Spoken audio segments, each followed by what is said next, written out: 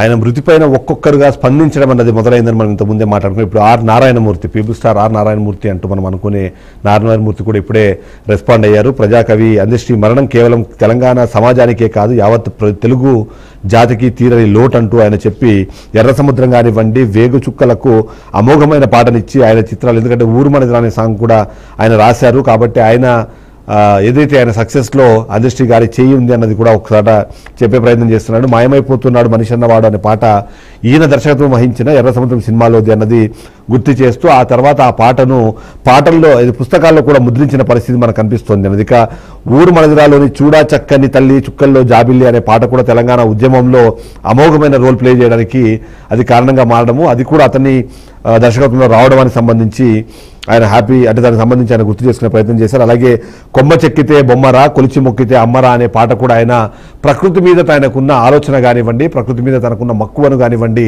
తెలియజేసిందన్న విషయానికి సంబంధించి మాట్లాడే క్రమంలో అన్నిటికీ మించి జై జై హే తెలంగాణ పాటతో ఆయన జన్మ ధన్యం చేసుకున్నారు. తెలంగాణ రాష్ట్ర ప్రభుత్వం ఆ పాట గొప్పతనాన్ని గుర్తించి గౌరవించి తెలంగాణ రాష్ట్ర గేయంగా ప్రకటించి అమలు చేస్తున్న పరిస్థితుల్లో ఆయన తన స్పందనను తెలియజేశారు.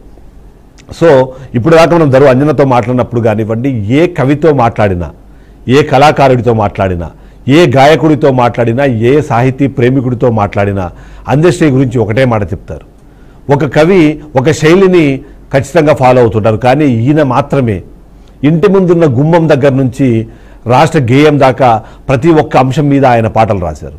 నేను ఇంతకుముందు చెప్పినట్టుగా పిడికిలి బిగించి సమూహంగా కదలి ఒక ప్రవాహంగా మారి అది ఒక ఉద్యమంగా జరగాలి అంటే ఈ పాట వాళ్ళందరికీ స్ఫూర్తినిస్తుంది.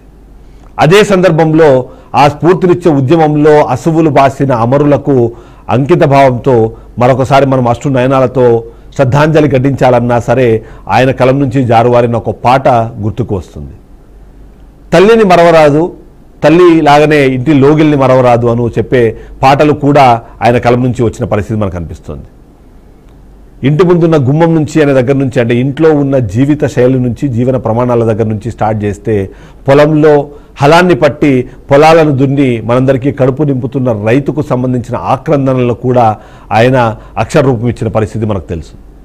ఇక మాయమైపోతున్న మనిషిని మరొకసారి తట్టి లేపి మానవత్వాన్ని మరొకసారి నింపే ప్రయత్నం చేయడం కూడా ఆయనకే సాటి. సో ఇలాంటి ఒక కవిక లేరు అనే మాటను ఎవరు కూడా తీసుకోలేకపోతున్నారు. 60 ఏళ్ల వయసులో ఆయన అసువులు బాసినా సరే ఆయన ఆలోచనలు కానివ్వండి, ఆయన అక్షరాలు కానివ్వండి ఎప్పటికీ అందరి మనసులో నిండిపోతాయన్నది మనకు తెలుస్తుంది. ఇప్పుడు మీరు బీఆర్కే స్క్రీన్ మీద కూడా చూస్తున్నారు. జై జై హే తెలంగాణ పాటను రాష్ట్ర గేయంగా ప్రకటించి ఆలాపించిన సందర్భంలో ఆయన పాటలు, ఆయన హావభావాలు మనం చూడొచ్చు. ఆయన మనసులో ఉన్న బాధ మొత్తం కన్నీళ్ల రూపంతో బయటకి వస్తూ మధ్యలో ఆయన భావజాలము ఆపుతున్న పరిస్థితిని మనము బీఆర్కే స్క్రీన్ మీద కూడా చూడొచ్చు. ఆయన పాటలు మనం వింటూనే ఉన్నాం, కానీ ఆయన గొంతుకలో ఒకసారి ఆ పాటను వినే ప్రయత్నం చేద్దాం.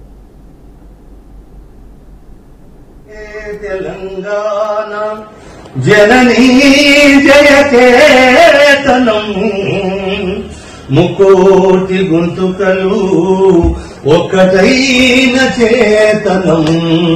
జయ జయ హే తెలంగాణ జనని జయకేతనం ముకోటి గొంతుకలు ఒక్కటైన చేతనం.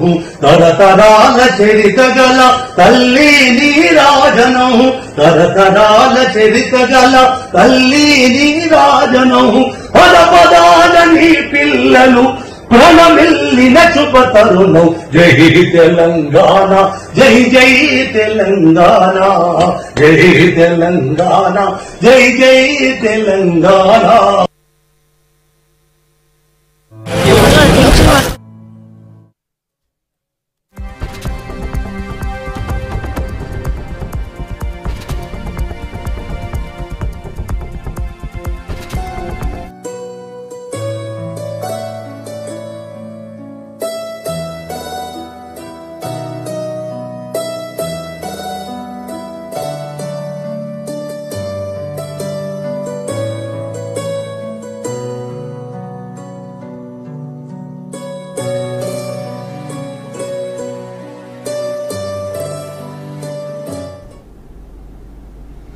నిస్వార్థంగా కళారంగానికి తను చేసిన సేవలకు సంబంధించి ఇప్పుడే మనం మాట్లాడుకున్నాం. ఎవరైనా సరే కవి కానివ్వండి, కళాకారులు కానివ్వండి, పైసలు ఇస్తే చాలు ఆ పాటలుగా వాళ్ళ కవిత్వాన్ని అమ్మేసుకుంటారు అనే ఒక మాట వింటూ ఉంటాం. కానీ అలా కాకుండా తను రాసిన సినిమా పాటలు కూడా అవి ఉద్యమానికో, ఆ ఉద్యమ స్వరూపానికో, ఆ స్వభావానికో అది హెల్ప్ అయ్యేలాగా ఉంటే మాత్రమే తన సినిమాలకు పాటలు రాశారు అన్న విషయాన్ని మనం ఇక్కడ గుర్తు చేయాలి. కవులు, కళాకారులు ఎంతోమంది ఇవాళ కోట్లకు పడగలెత్తిన వాళ్ళు ఉన్నారు. కానీ ఇప్పటికీ కూడా కటిక పేదరికంలోనే నడుస్తున్న ఒక వ్యక్తిగా అందెశ్రీని ఇప్పుడే మనం గుర్తు చేసుకున్నాం.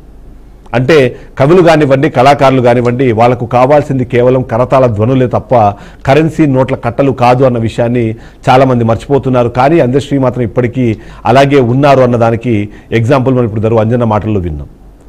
కవిగా తన బాధ్యత ఏదైతే ఉందో అది కేవలం ప్రజలను నడిపించడానికి, నిలబెట్టడానికి, ఎప్పుడైనా సరే ఒక రకంగా స్ఫూర్తిని కోల్పోతే ఆ స్ఫూర్తిని నింపడానికి మాత్రమే పనికి రావాలని భావించిన వ్యక్తి అందెశ్రీ. అందులో భాగంగానే మనం చూస్తున్నాము ఆ కవితలకు, ఆ కళానికి ఆ గలంతో ప్రాణం పోసి, ఆ ప్రాణం పోసిన ఆ కవితలే ఇవాళ ప్రజలకు ఊపిరిగా మారిన పరిస్థితి మనకు కనిపిస్తోంది. మలిదశ ఉద్యమంలో ఆయన పాట అన్నది తెలంగాణ ఉద్యమానికి ఉవ్వెత్తున ఊపునిచ్చిన ఒక అంశంగా ప్రతి ఒక్కరూ చెప్తూ ఉంటారు. అంతేకాదు జై జై హే తెలంగాణ లాంటి తెలంగాణ రాష్ట్ర గేయాన్ని అందించడం అన్నది ఆయనకు సాధ్యపడింది.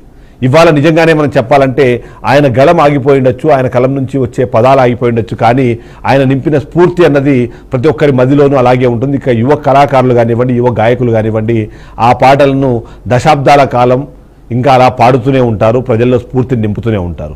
మరో ఉద్యమమే చెలరేగినా, మరో ఉద్యమమే రావాల్సి వచ్చినా సరే మరొకసారి అందెశ్రీ పాట వాళ్ళలో స్ఫూర్తి నింపడానికి సిద్ధంగా ఉంటుంది అని చెప్పడంలో ఎలాంటి అతిశయోక్తి లేదు. ఓవరాల్గా చూస్తే ఆ కవి ఇవాళ కాలగమనంలో కలిసిపోయారు. కాబట్టి ఆయన ఆత్మకు శాంతి కలగాలని కోరుకుందాం. అలాగే ఆయన కుటుంబానికి ప్రగాఢ సానుభూతిని తెలియజేద్దాం. That's all for now. Stay tuned to BRK news Telugu సత్తా.